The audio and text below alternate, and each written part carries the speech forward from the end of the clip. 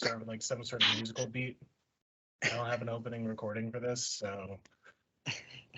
No intro music. Can anyone do intro music? Does anyone know how to do intro music? Is anyone musical? I mean, my Not the my slightest.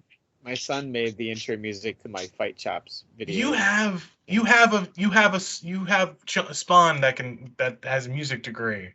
Yes, well, not yet, but yes. Almost. He's a almost published composer. That means he can come up with a 30-second sting easily. Sure he could. All right. Yeah, in like 5 seconds, I'm sure he could. Why didn't I think of that sooner? All right, well, guys, it's been a minute. Welcome back to long-standing. Oh, we got that on camera. Yeah, Caught it on camera. We got it on camera, folks. We're here with the love. We're here with the dogs. Yeah, if you see me get up quickly, it's probably because I'm keeping my dog out of trouble. Oh, wait, did you just get a new dog? Yeah, we adopted a rescue almost not quite 3 months ago. What kind? He's a pit bull mix. Nice. He's a cell kind. Yeah, he's doing real good. He's awesome. He's a part of the Belly tribe now. That's Cool. awesome. Cool. I want another dog. My wife won't let me get another one. 2 is enough, I suppose. Two's a lot. That would be enough for anybody. I had one, and some people thought it was 4, but something like that. Anyway, Yeah, I mean, growing up, we always had like at least one, but usually we had 2, and there was, I think, one time we had 3, and I love dogs. I want them all. Me too. Right now, we just have the one. Awesome. no good podcast is without dog talk. So there is no good podcast without dog talk. But I guess Speaking of dogs, post training. Yeah. Post training with my post training dogs. I was working out this morning teaching virtually, and I didn't realize that the dog was behind me, and totally tripped and fell and tried to catch myself all cool because I was on the thing, and yeah, no. I'll say, did you do a break fall or like a nice graceful roll or anything? I broke something. Yeah. We don't care about you. Is the dog okay? Dog's fine. Dog's fine. Damn well better be. Yeah. He thought I was supposed to be petting him, and it was not the right moment. But post training. I mean, we can kind of like start it off with like doing something like this, right? Anyway, I'm gonna try. We've kind of run that joke in the ground. It's been a minute since we've done something like this, and I thought it'd be good to just kind of slide our way into just kind of getting the old gang back together and talking about what's training been like this week. I know you guys are still. So if I'm incorrect, correct me, please. But you still got a program going both with Kobudo Karate and with the Steel Maze? Yep, sure do. Very small. I think for karate I have at most 4 students at a time. On a day when everybody happens to show up, it's maybe 6 to 7. So yeah, real small. But and Kobudo maybe 3. So I like it small. It's nice, just more personal, more detail work, that sort of stuff. Cool. That's good to hear. I remember last time we had really talked, you were talking about like moving around and stuff, and God, that must have been almost 2 years ago. But probably was. Yeah, I mean, at that time there was kind of a lot of uncertainty about whether we'd be able to stay in our location and stuff, and we've been pretty fortunate that the building managers or the place we rent our space from, they've been pretty flexible, and they let us pay sort of a reduced rate over COVID because they knew we were not bringing in any new blood and we were losing people. So they've worked pretty well with us, which it's been nice. Right on. That's awesome. That's good. That's good. Well, on Dan's side, I think he's massively expanded his operation violently through hostile takeovers Violently. and through Bringing getting. back the dojo battles. Does anyone remember them? Does I anyone think that on was, this that was call before like my time. anybody on this call witness to this? I mean, I've been witness to like people coming and challenging. I've actually But- had that happen to me one time. What? One time that happened to me. Yeah. Yeah. Yeah, it was interesting. Yeah. I've That is the I've most had that. understated. It'd be like most people would be like, "Yeah, let me tell you all about it," and Sal's is like, "It was interesting." We're just gonna leave that one there and move on to what Dan was saying. Yeah, but I think the dojo battles and the dojo wars, I think that was before my time. I started in '94. Yeah, that would have been just. Sounds like you started maybe just a few years before I did. So yeah, same thing. It was things I always heard my senseis talk about, and who they always knew a guy who knew a guy who knew a dojo who went to a place and saw that sort of stuff. But yeah. Yeah, like the old stories of Ed Parker throwing people through walls. Like, Yeah. I never witnessed any of that. Yeah. I All those, doubt that he was did back when either. you could. Yeah, that was back when you could read Black Belt magazine, and you'd see Yeah. all those ads in the back of the people that supposedly took part in some of that stuff. Yeah, well, and I think what's funny is that I feel like those are just like it was just a bunch of like bald cut like mustachioed men like being like just like mustachioed white dudes and like just being like I have the better dojo. No, I have the better dojo. No, I have the better suburban dojo. and like I'm at the better strip mall and like and Yeah. just coming in after they drank some milk, punching each other a couple more times. And they walk home to their wife and like, what happened today, honey? Nothing. And like, yep, that was probably mid 70s until like early 90s. There's stories too, like even in the Korean martial art, specifically my lineage, where they talk about how, these guys were arrested because their dojang was against the government, and they were like doing these things, and the government did not care about karate schools in Korea in the 1950s. Like, this was not, they didn't care. I'm sorry. Your karate teacher did not have influence on the government. Come on. Yep. Like, but these were stories. Even that happened, it was probably because there was suspicion of something else. Right. Like harboring Japanese citizens, or like like that. I mean, like there were legitimate Koreans who were arrested and then fled to Japan because they were Japanese supporters. That makes sense, right? But like the fact that your karate was too dangerous and they didn't want you teaching karate because come on. Yeah. But it's the same thing. Like all these old stories of mustachioed men, like you said, like thinking that they're more important than they are. Yeah. You're just a man teaching, Well, so is that like the hard men making good times, or the weak men making soft times, or the soft men making? I don't know if you guys have tracked that at all. Yeah, I think that, well, so let me say this, like, was post-war Korea a really dangerous place to live? Yes. Right. So like a lot of people did practice martial arts in post-war Korea because you were afraid to go home. Like going to the market was scary, right?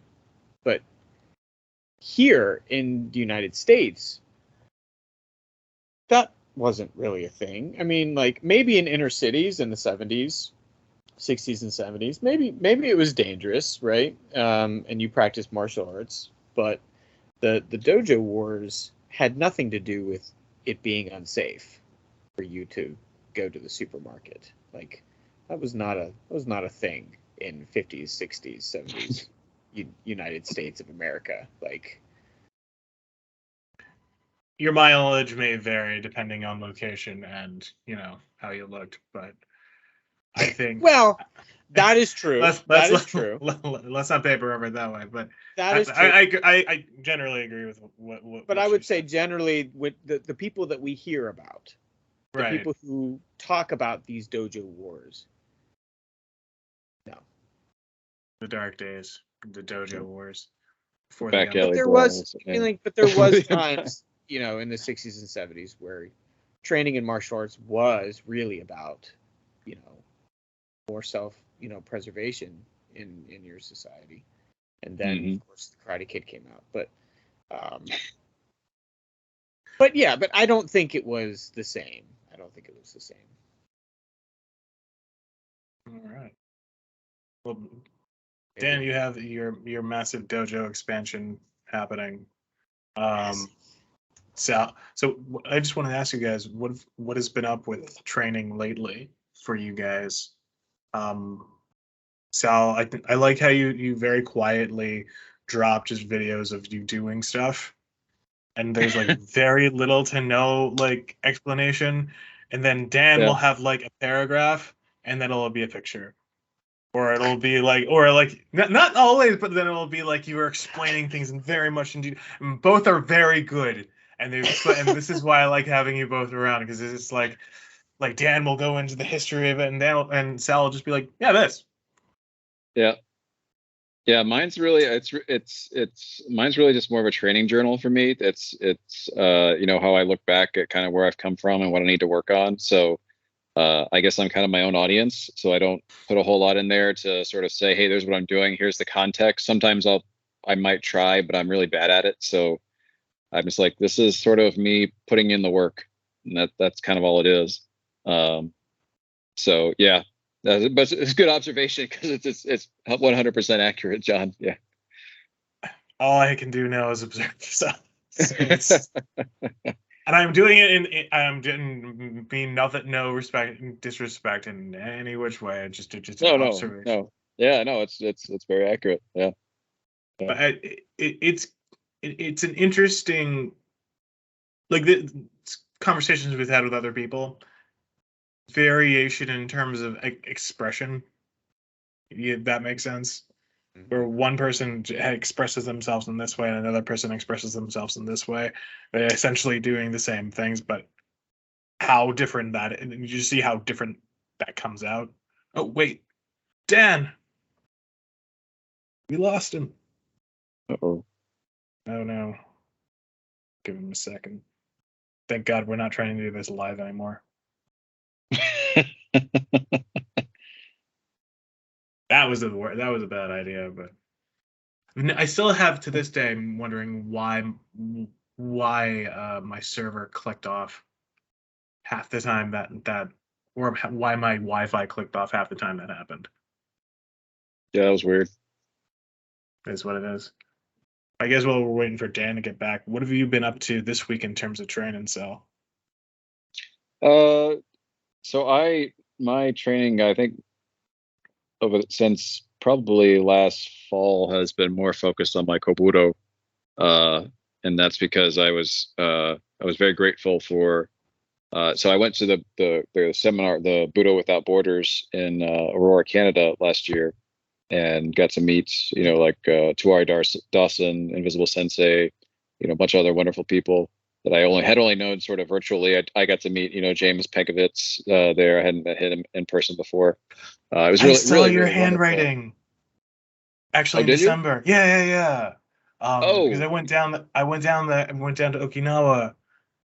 We low key completely forgot to. Okay, I just got something from Dan. His laptop died, so I was trying to fix it. Okay. But we can kind of keep rolling. Yeah. Okay. But yeah. You saw the sign that we saw. Just the big sign, and like I saw your. So you and me both have our signatures on the same sign. Oh, that's awesome. Yeah. That's cool. And now Dan has rejoined the group. So. Sorry. That's all good. I plugged my laptop in, but the surge bar was not turned on. Lovely. Okay. Sal was telling us about the Buddha Without Borders stuff. He met Twari and James. Yeah, it was really great. That was last fall. Well, because John had asked, what does my training look like lately? And I said it's really been more focused on my Kobudo, and that's because at the Buddha Without Borders, I was fortunate to meet Pat McGale Sensei and do a little bit of Kobudo with him there in Canada. And then he was very kind. He invited me to join some of his virtual training, and I've been attending his virtual training classes every Saturday since then. And it's been really great because I really haven't, as I've shared with him, I haven't really had any kind of feedback or, I haven't had any sort of formal instruction Kobudo for a very long time, like almost 18 years. I only trained with my primary sensei for about 7 years under Kobudo, got to like around Shodan. And then the rest has sort of been on my own.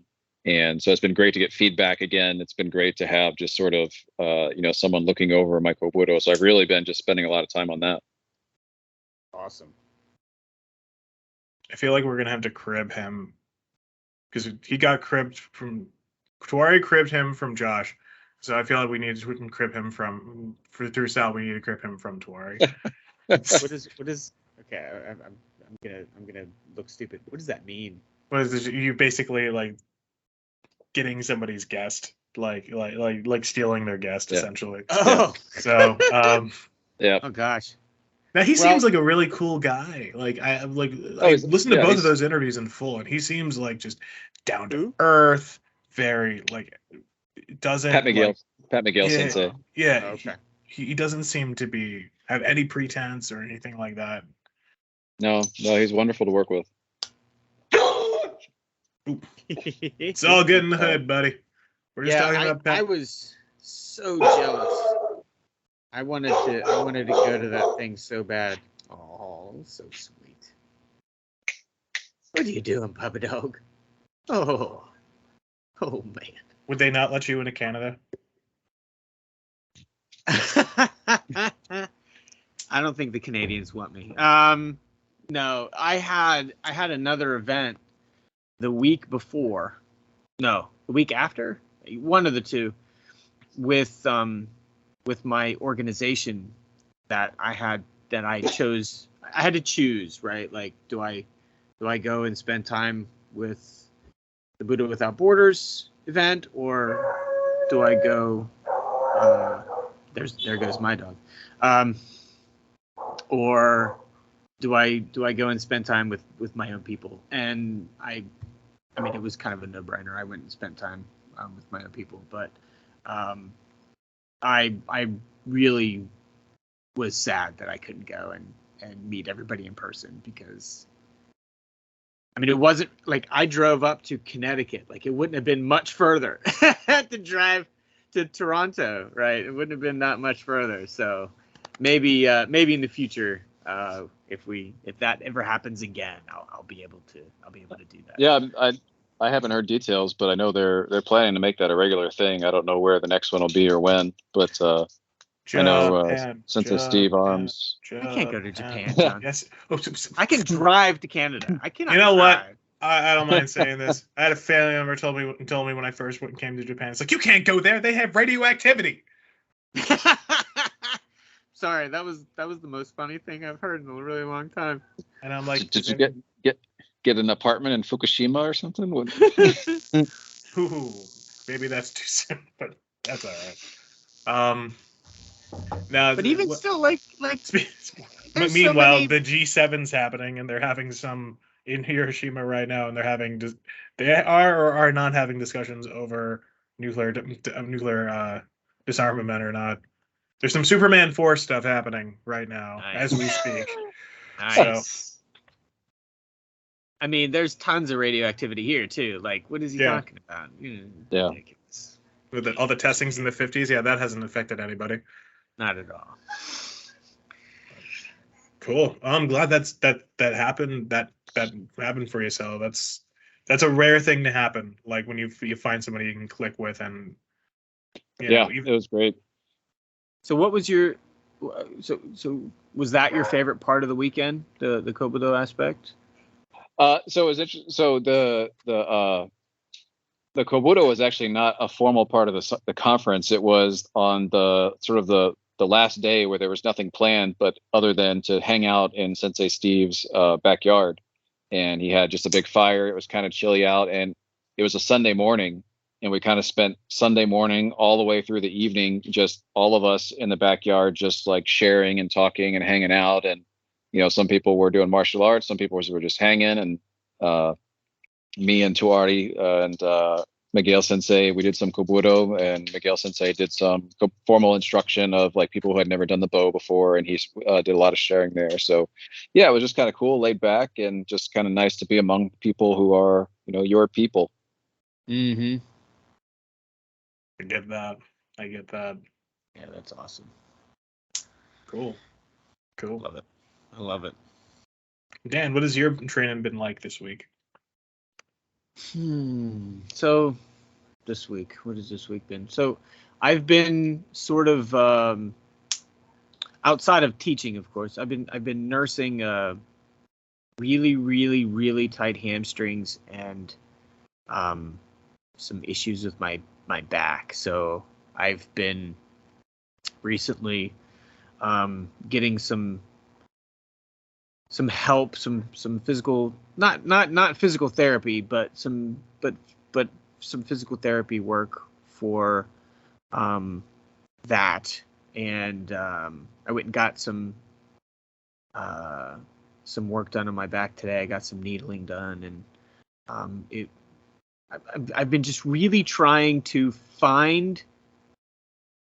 Okay, so I've been trying to figure out how to loosen up my back and my hamstrings. Like, that has been the primary focus of my training. Like, what can I do? What movements can I do? What stretches can I do? What can I do to get my back to loosen up? Because right now, on either side of my spine, down in my lower back, it's just like your QL. And my lower and my right hamstring is just super, super tight. And so recently it's been playing with different qigong, playing with different mobility exercises, playing with different ways of doing the Tai Chi form, just kind of trying to have that internal dialogue with myself, and working on the things that my guy has been giving me, but I think it's going to be a slow process of figuring that out, which is fine. But so I haven't been doing anything too crazy. I haven't been working super, super hard because of that. So it's been mostly a slow, relaxing, because I don't want to throw my back out. Like I have low back issues, always have. I throw my back out probably twice a year. And I felt it almost get thrown out a couple weeks ago, and so here I am, right, trying to make sure that it doesn't happen. So yeah, I know that feeling. That's you sound like I sounded in like 2016 before I really got into yoga, and that's what helped me. Yeah. But yeah, I know the pain, man. It sucks. So that's where I'm at. I've been doing a lot of neural flossing, and now what is he? What he told me something today he wants to try. He's got a friend who they might use me as a guinea pig. He said, I forget what it's called. That's Starts never with an F, I think. Good beginning to a conversation. We want to use you as a big guinea pig. Well, because he wants to learn the method. So like he's gonna go and learn it from her. She's the expert. Okay. So they would use me as sort of the guinea pig for him to learn the method. So I forget what it's called now. Dang it. Oh well. But so word that begins with an F. Frankensteining. Phrenology. Frankensteining. Yes. Have you ever done anything with animal flow? Oh yeah. Yeah, so I do a lot of animal movement animal animal movement exercises, tons. And I have done most of my life. But I do that almost every time I teach a kids class. We go up and down the floor with a bunch of animal movements. It's good. Okay, Yeah. so for those of us who don't know what animal flow is, which obviously I know what animal flow is, but I'm worried Obviously. about Dan, or I mean, there's not a third person, there's not a fourth person here I can point to and say, for that person who doesn't know, what is animal flow? Animals flow is like, doing movements that resemble animal type movements, specific ones. Yeah, like bear crawling, lizard crawling. There's a lot of different type of crawling type exercises, but then there's like things that they kind of look like yoga, a cross between yoga and martial arts. So some of the things like doing the scorpion, which is like it's like doing down dog, but where you have one leg extended and it kind of arcs over to the side. So it's a good for opening sort of that thoracic spine and anterior oblique sling. So it's very, very dynamic, athletic movement, but it's also pretty accessible. I find like there's a ways to really, if you don't have a whole lot of strength and mobility yet, there's you can still do it, and then like anything, you can progressively try more challenging things. Yeah, I love it. I try to do a little bit as part of my warm up anytime I work out. Yeah, and you can work in patterns, like going from one into another, and then you can roll into another one and like walk back. Like there's a lot of cool things that you can do with them. I saw on Facebook somebody posted a picture from an old, like I think 1500s Chinese manual, and it had tiger walking or bear walking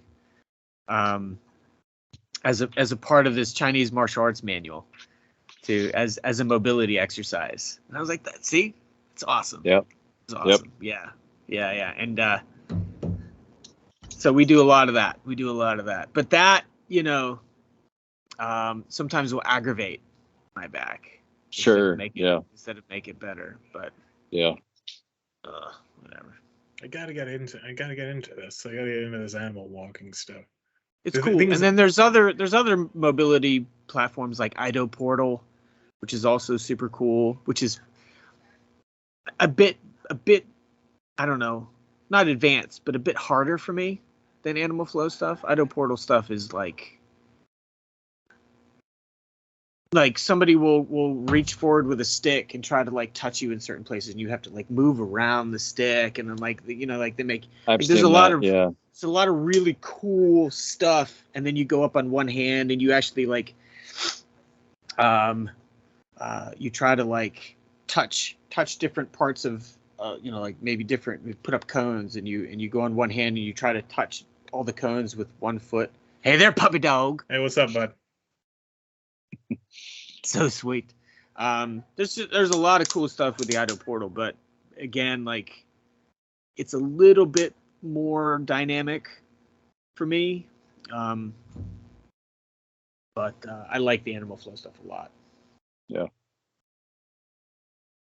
What about you, John?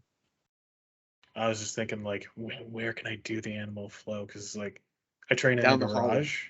But the thing is, I train in the garage, and it's like half the year no one uses, or mostly nobody uses it, but it's the garage door is open 24/7.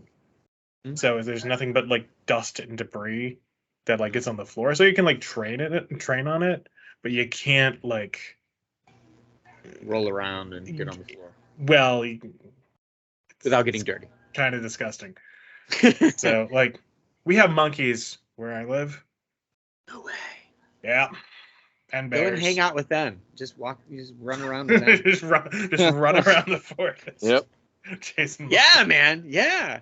There's a guy in South America. I forget exactly where. He does like a Tarzan method or whatever. Like I follow him on Instagram, and he like literally runs around in the trees barefoot and jumps from tree to tree. Like it's friggin' awesome. I would go and hang out with him. And yet he's got it in. All right.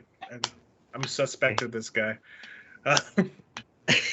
I'm already Well, suspect. of course there's internet, John. There's internet everywhere. Come on now. There's internet everywhere. That's just the way of the world. No, but this week for me is just kind of I've been more examining just like unfortunately recently there's been a lot of unfortunate passings in the art that I did in the Ryukyu Kempo community, some which were well recognized and some which weren't. And probably in the last 6 months or so. And it's really kind of brings, for me, is brought into perspective like, what do I want to do with this? How do I want to make my mark with this? And how do I want this to kind of go down the line further on? And it's just from a training perspective, I'm just looking at it like, all right, what are all the aspects? Where are my weaknesses and where are my strengths? Um, and then what are the things I know I need to refine? So um, I've just been kind of trying to look at the kitchen sink, as it were. I'm just trying to look at everything and just look like, all right, what is this sparring application? How is this sparring application going to work out? How is this going to like streamline it and mainline it? How are all these like weapons forms, which are like, probably too many. But how do we mainline like just teaching weapons, just using bow, just using sai? At one point, it was like you needed to know bow or sai before you could even get a blue belt or something like that, and that changed, and then people forgot about it. So I'm just looking back on that type of stuff, and just trying to get a better sense for all right, if I'm going to pass this down at some point, or if I'm going to have, hopefully like you guys like have some sort of a program, how am I going to do that in the best way possible? That's easy enough to kind of get into, but also like not lost in the weeds as much as unfortunately a lot of people have. So that doesn't really answer your question very well. This morning I got up and I did a bunch of katas, and I also used Cletus over here. Cletus. Yeah. Yes, you have to name them. Yes. It's a great name. I haven't named mine. I gotta do that. I don't name things. That's why I bit back at you, buddy. Yeah. You're probably right. Like I don't name my car. I don't name the motorcycle. I have students that name their sticks. Like my Italian stick class, like they name the bastone. Like I don't know. Not my thing. But if it wasn't for Sal's pendulum and 10-2 video, I probably wouldn't have been anywhere like near where I am with it now, which is not like super great, but like I can at least do it. I feel like I'm not gonna kill my like I'm sure you probably get this a lot. It's like they feel like if you're doing this like the 10-2, you just feel like the smith is gonna smack you in the face. Yeah, that's I mean that's pretty common when people are first starting out until they get that pendulum movement down, and just the way you put your hands above your head like that, they take it more like a halo. Like if they've done kettlebells before, they're used to doing kind of like this halo where you do this, and it's not a circular movement. No. It's a hinge movement, and your hands stay locked behind your head, and you're initiating that movement with your legs and your core and everything. But yeah, it just takes practice to get it. I was just so surprised, but like, and then like the knock-on effect when like working with bow afterwards, because what is it? One not that I'm trying to demonstrate or anything, but like one of the things I was doing here was like actually doing like a bow strike. Sure. Like yeah. Pulling with that. I'm like, hey, that works. Yeah. And I was I've done that with like sword techniques. Yeah, and you can do Sure. Yeah. And I was like noticing the knock-on effect is like being able to like I've never felt better with a bow. It's great. Yeah. So yeah, it's awesome. Yeah, it's really interesting the different benefits that you start to see the more you work with a mace, and for me it helps develop the overall connectedness of your movements. Of if a lot of people in any martial art, they kind of they struggled to feel that connection of how the shoulder connects to your lats, which connects to your hips and to the ground and so forth. And you kind of, if you do the mace right and you do it enough, you develop a very strong connection in those areas. And so that carries over, at least I've found, very well to, whether you're doing bow or just doing empty-handed stuff. It works very well. Mm-hmm. Yeah. Weirdly enough, I feel like Kusanku was the one that wore Konku Dai, as may also be well known. For some reason, that's somehow in my physiological mind brain, that's somehow connected. I don't know why. I don't know how, but like Kusanku plus mace, and somehow that makes it better.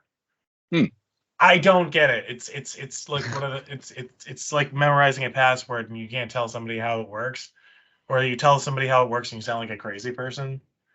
But I don't know. I guess it's just kind of like circular motion, feeling kind of that motion there, and then just right. Sure. So I think I was. Yeah, I mean, I get it. Week. I get it. Well, that's kind of a cool thing too, because like, how often do we, we internalize movement and how that feels inside of our body, and then whenever something else requires the application of that movement, then the integration happens in our neuroplasticity. That's skill development, right? I mean, like, that's really kind of what we want to develop in general. So that's all you're really doing, in my opinion. You're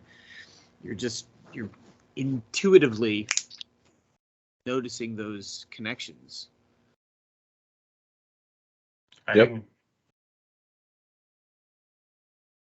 Ball passing.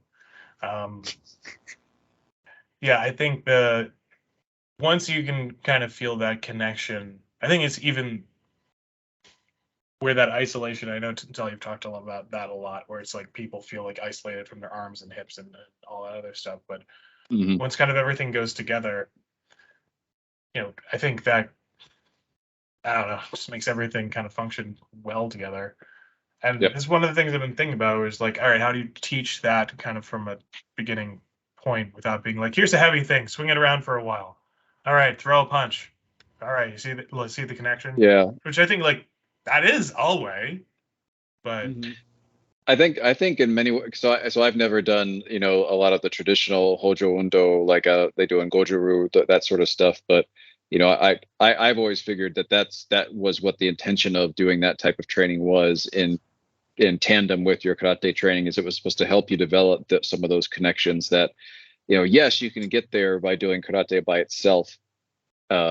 But I think it takes longer. So what I do now, like if I have students if I see that their punches look okay, but they're still just not really getting that settling of the shoulder down into the shoulder socket connected to their lat, I might go grab a mace, or I'll grab, a kettlebell or something. I say, okay, try this movement that kind of emulates or simulates a similar movement where you have to have that connection in order to make it work. And I get them working on that so that they can start to feel what that feels like. And then I take them back to the karate movement and say, okay, now let's come back to this and tell me if that feels any different to you. And sometimes it does, sometimes it doesn't. It kind of hits differently for different people. I don't know if that was necessarily the intention of Hojo Undo, but I think that's a byproduct of it. Sure. Yeah. That's another way to look at it. Yeah.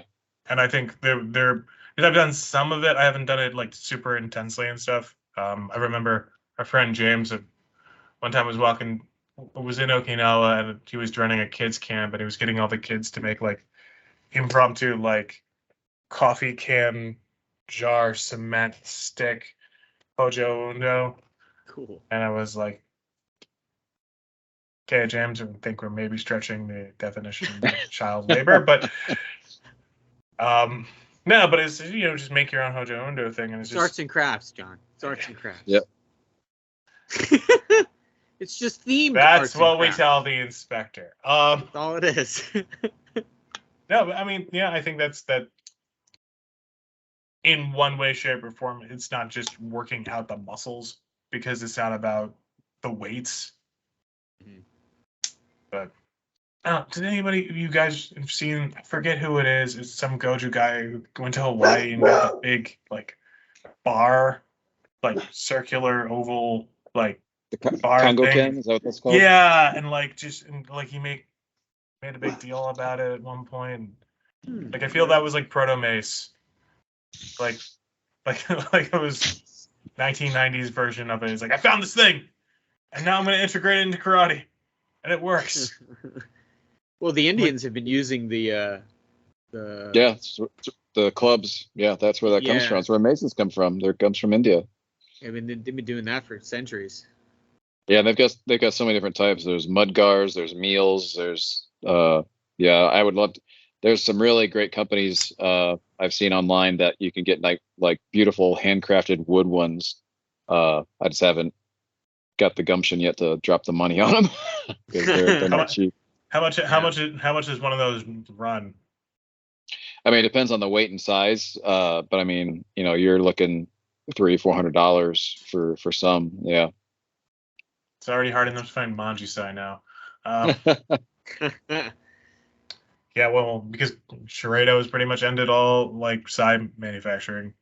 That's Oh, really? what I hear. Yeah. Yep. Yeah. Yeah, you can't. The guy who made them, I don't know, punched another guy's like dog or whatever. I don't know. Like, no, I encourage animal violence on this podcast, but like, I don't know. They just had the guy who was making them or the manufacturer of it just like stopped. It also might be a sales issue too. I remember when I actually got my Manjusai from Sharado, and literally I think I got the last one that they had in like stock at that point. And like they just when I went there with other people at another point, they were like, "We don't have these in stock right now. You're gonna have to wait at least 90 days until." Oh wow. Yeah, because they would have to go out and make them. Yeah. So it's like the same thing with like the old Bogu gear.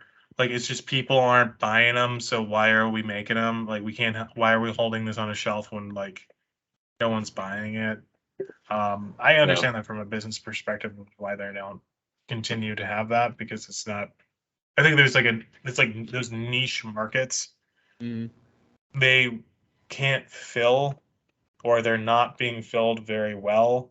So like a Manjusai or an Untibo that not many people do or remember. Yeah. I can get it, but Yeah, I got a new pair of Sai last year, and I'm trying to remember the name of the company. I'll send you the link offline, and you can check it out. I think they do Manjusai. oh really? That would be good to, like because I've seen them on like Google or not Google on Amazon, and it was like, yeah, these look like Power Rangers Manjusai. I've seen people drop $300, $400, $500 on them on that type of version of them, and they got it. And like the Manjusai I do are like they're really thin and like they're kind of like you have to have like flexible, nimble movement with it, and they got the like giant like you grip it like just with your hand like this, and I'm just like, yeah, you can't do our techniques with these. Oh. Yeah, and this is supposedly someone who was making them for custom and all this other stuff, and so. Yeah. Interesting. So do you have kata with Manjusai, John? Supposedly, there's 3 that Interesting. are in Okay. in the system that I do. There's one I know pretty well. Like if I can do the opening of it now pretty well. I know the closing of it pretty well. There's an ins and outs that I'm like, because I haven't done it in 4 years. Because I lended I essentially gave my Manjusai to somebody when I moved back, and so they have them, and God bless them, they have them. Hopefully God they're bless using them. Well, yeah, because they were like, I lost. One guy was like, I lost mine. I'm like, you lost? Well, I think they got ripped off or something. He put them down, and then someone just ripped them off from him. And at some point, I was like, well, this is respect to somebody who's my senior, and I was like, God bless. Like, I want you to have them. I gotta move. It's just another metal piece that I gotta take. So.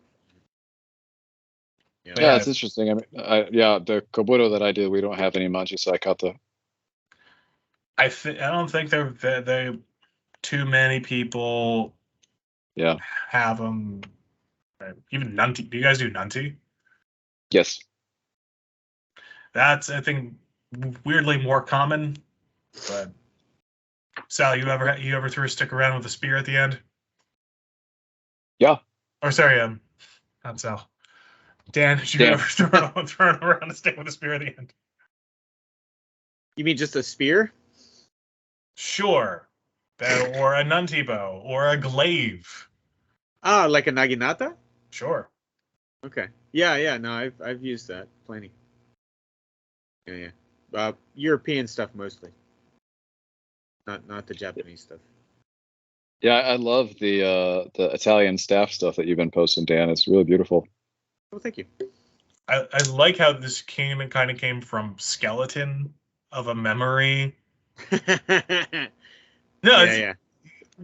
From the last podcast we were on, you explained how you did it, and like essentially was like from memory of what you kind of had, and then plus martial arts experience. Yeah. Then kind of Yeah. recirculating that and like building out from that. That's pretty. Yeah. I mean, that's. Yeah, like, I mean, like legit.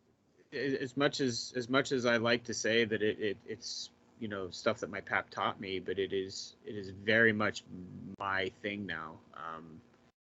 But a lot of it was, like I said, a lot of it was a guy in college telling me, literally saying, where the term martial arts comes from.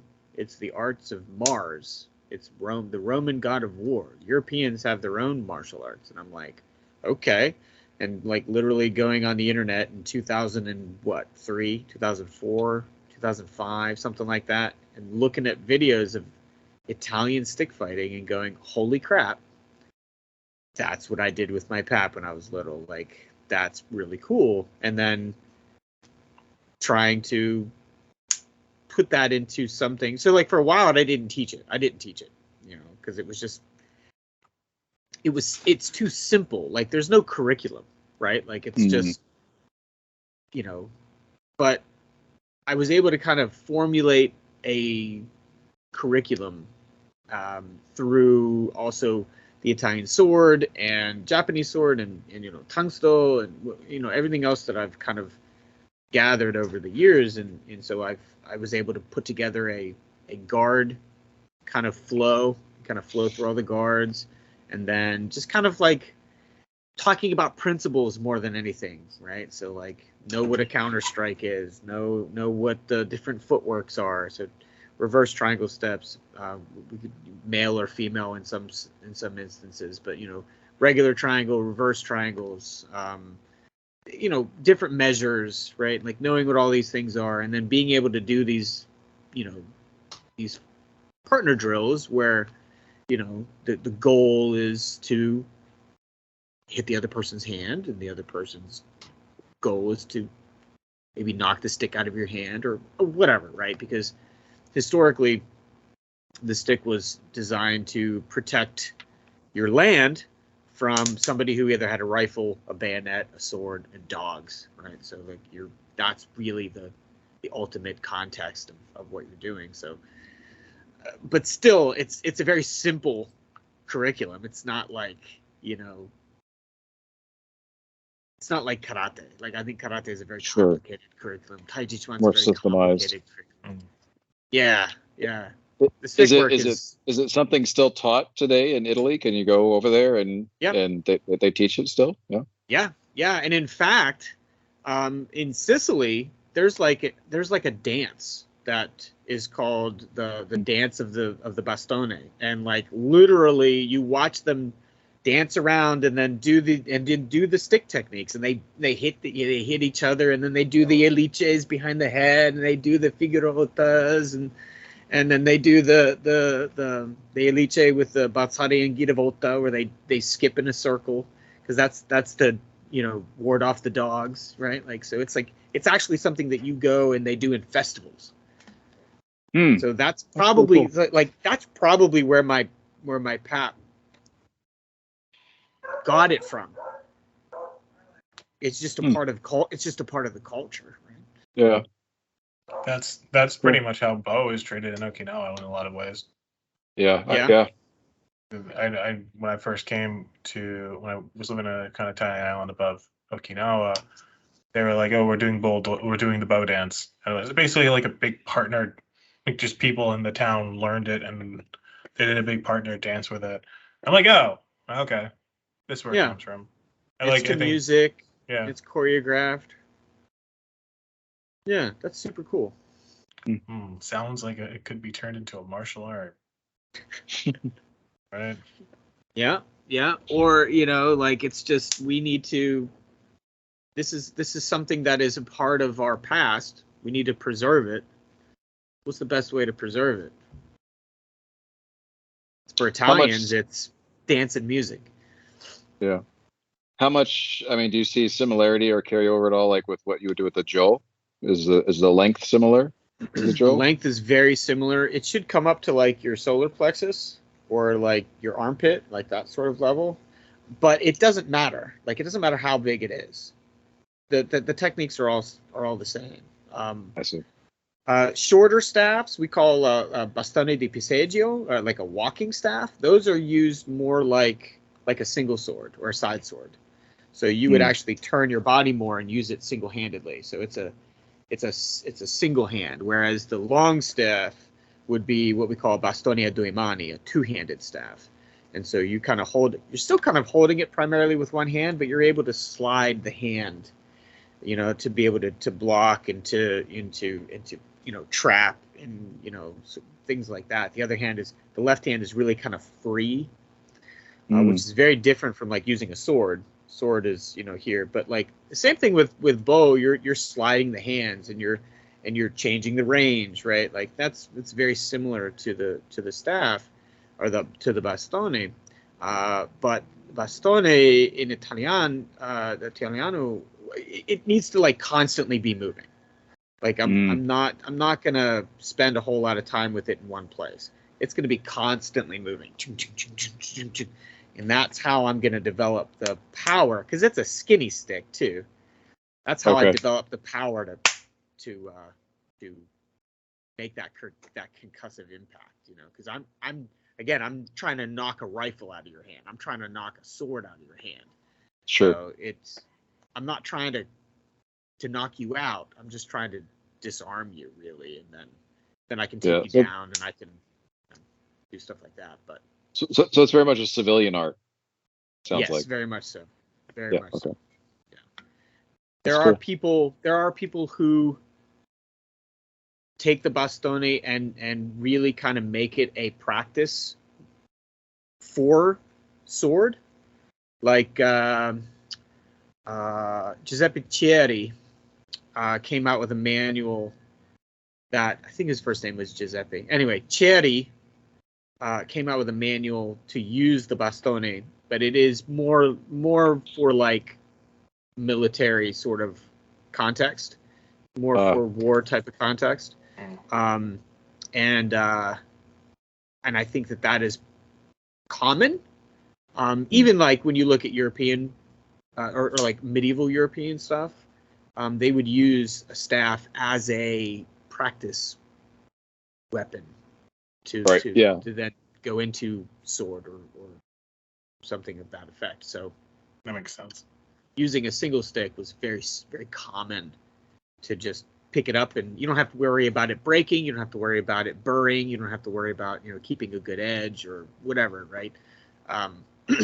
Not that mattered because steel was so prevalent in Europe, but it was very easy to just use a stick. Whereas the system from my region, at least the one that I teach, is definitely just more of I'm a simple farmer, right? Like my family worked on sheep farms, so they were, they dealt with, they were wool carders, or they were wool shearers, or they were wool dyers, or they were wool whatever, right? Like they dealt on the sheep farm, so they just had like literally just a staff that they stood there and walked around with, and that's what they used. Like it's really not that much more complicated than that. And again, it wasn't systemized, right? It's not right. Yeah. It's not like the sheep farmers are like, all right, we're going to create this martial art. Like, yeah, Yeah. Not at all. Not at all. Yeah. No, that's really cool. That sounds very similar to other things I've heard about. Like there's some things here that are a little similar to other stories. Not saying that you're wrong or anything like that, but it's like, hey, that sounds like the where do nunchucks come from? They come from like the force bar, like a lot of it that's kind of not true. But like the like this is like very much like, yeah, they just have a stick. I'd like you to hear about like the Filipino, like most Filipino, like Arnisa and the Screamer is like it comes from like sugar canes and like and stuff they cut around, right? So I think with some Spanish fencing put in there, because it's you look at Spanish fencing and then you look at like Kali and Eskrima and you're like, yeah, well, it was there for that long, right? So we always joke. We always joke at my dojo whenever the sword class shows up for their class, and I don't study the sword, I don't study Iaido, but they say, Sensei, when are you going to come study Iaido? I'm like, I prefer my peasant arts. I'm fine. I don't need you snooty samurai. I don't need to take the class. Do you know what Ryuha they do? Yeah, they do Musajikin and Ishinryu Iaido. I like Ishinryu. Yep. Yeah. It is very snooty, though. Yeah. It is. It's that Ishinryu, not the other Ishinryu. Ishinryu. Oh, Ishinryu. Oh, okay. Yeah. It's the Ishinryu. Sorry. Yeah. Yes. Yeah, and Ishinryu guys, they do tend to be kind of snooty. Not that takes anything away from them, but the technique itself, because it needs there's very much. Pay the rent, don't. No, it's fantastic. No, they're great. Yeah. But there's a lot of perfection in technique. Absolutely. Whereas in some of the older systems, they don't care too much about perfection of the technique. They care more about your spirit, or they care more about the amount of effort that you put in, right? Because that matters more than perfection of technique. So. Yeah, they'll come back from they'll go to so they're part of the All Canada Kendo Federation, I think, and so they'll go up there for conferences, maybe once a year or something. And they'll come back and say, okay, we got to change how we're doing this kata now. We used to stop our blade right here, but now we got to stop our blade right here. I'm like, man, I couldn't deal with that kind of detail. Sorry, my brain doesn't work that way. Yeah, there's a lot of that. Yeah, is it just because there's no Asian association in America, or just Canadians are nicer? I don't recall the reason why if there is a US one, I don't know. I don't really keep up with with that, but I can't remember why they're with the Canada one. Well, you're fairly close to Canada, aren't you? Yeah, I think they have if they drive, it's about maybe 10-hour drive, 12-hour drive. Yeah. Okay. Well, I mean, that's pretty far. Yeah, that's not the worst, but that's not the best. Yeah, I mean, I know that there's some masonry schools here in the South. I don't know who they're involved with. I mean, I've only done it in maybe a half dozen times in my life. I don't know. Yeah, I don't know a whole lot about the organizations. Maybe they're at the 893. The what? It's code for something that begins with an Y and ends with an A. It's very specifically Japanese. Oh. There we go. Oh, I don't know it. I don't get it. Hold on. It begins with a Y and ends with an A. Because it's how you would say those numbers in Japanese. Or a version of those numbers in Japanese. My God. Don't. The feds are going to come, Sal. We can't put this up. We can't put the Oh, my video God. Why? Listen, my brain is not working right now. They're mixed up. It's both. They're mixed up with the Yakuza, the American Brotherhood and the Klan all at once. So they're it's all a bunch of guys. Come on, boys, let's get our samurai swords. Well, Boons told us we gotta take out this gang of Crips from the other side of town. Yeehaw! They all jump in the pickup trucks and their hakamas and their samurai swords, and they're all going woohoo. This sounds like a Quentin Tarantino movie. Sounds amazing. It's coming up on the last one. So, well, all right, guys. I think ending up with hillbilly yakuzas. I did, yeah. My brain. I'm sorry. No, it's okay. I actually think I Not got the go number. I think I got the numbering wrong too, so don't worry about it. I think it is 8938. Though somebody's gonna come and try to correct me anyway, so it's all right. But guys, what is the plan for the week to come? More Animal Crawl and Kobudo, or That's pretty much what my training schedule looks like. All right, like that's a hell of schedule anyway. What am I doing? So I'm getting ready to go up north to visit some dojang. So I think what I'm going to be probably doing mostly is taking a good bit of notes on some of the forums and looking at some of the old written materials of our lineage founder, and because it's good to show people maybe this is what he meant. So that's kind of where I'll probably be at. Like something pretty cool that I recently discovered in Gion. I was always taught to go back hard here and then go forward breathing out. Like, so it's like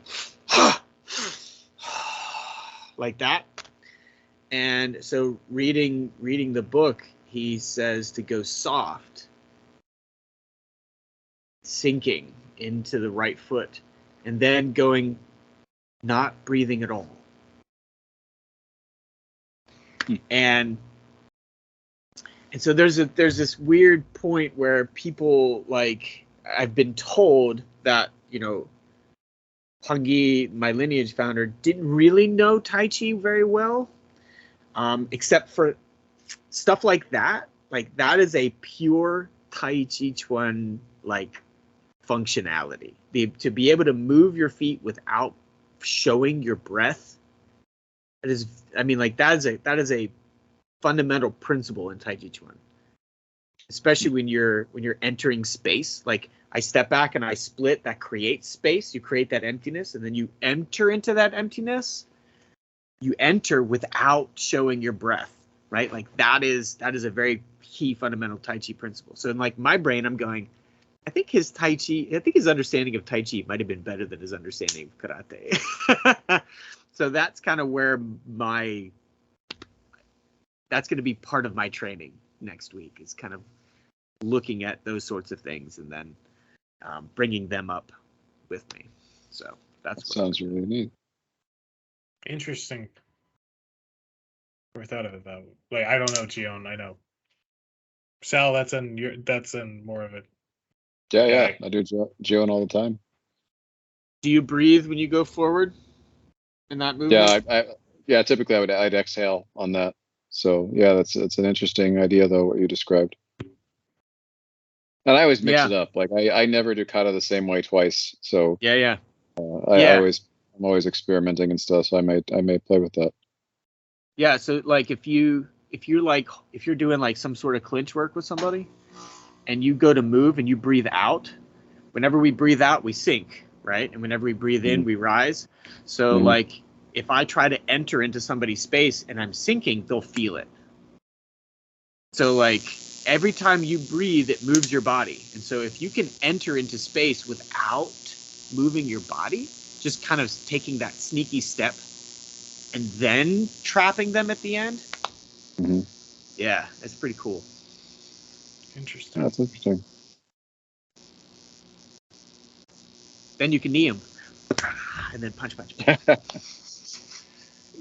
So you were like going into all these details and then like name of the groin. Well, it's much easier to hit somebody when you're in control of them, John. That is true. That is true. Undeniable. Undeniable with that. I think I've got a solid week of bow and sight. I'm just going to be looking at just not even trying to do a whole kata. Just certain pieces and just trying to perfect them.